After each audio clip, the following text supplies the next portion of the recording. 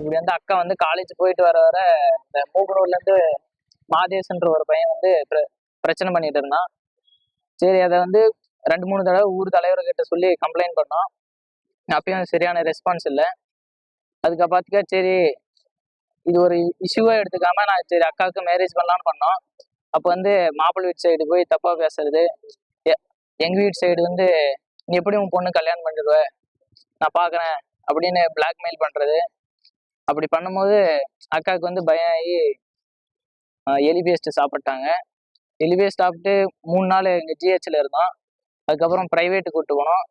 அப்புறம் பிரைவேட்லயும் பார்க்க முடியல. அதுக்கப்புறம் கேஸ் போட்டோம். சரியான ரெஸ்பான்ஸ் இல்லை. சரியான தண்டனை கொடுக்கணும்னு கேட்டு பையனுக்கு தான் மனோஜ் மூக்கனூர் அவங்க சரியான தக்க தண்டனை கொடுக்கணும்னு கேட்டுக்கிறேன். பிளே ஸ்டோர் மற்றும் ஆப் ஸ்டோரில் இருந்து பாலிமர் செயலியை QR கோடு மூலம் பதிவிறக்கம் செய்யுங்கள். செய்திகளை உடனுக்குடன் பெறுங்கள்.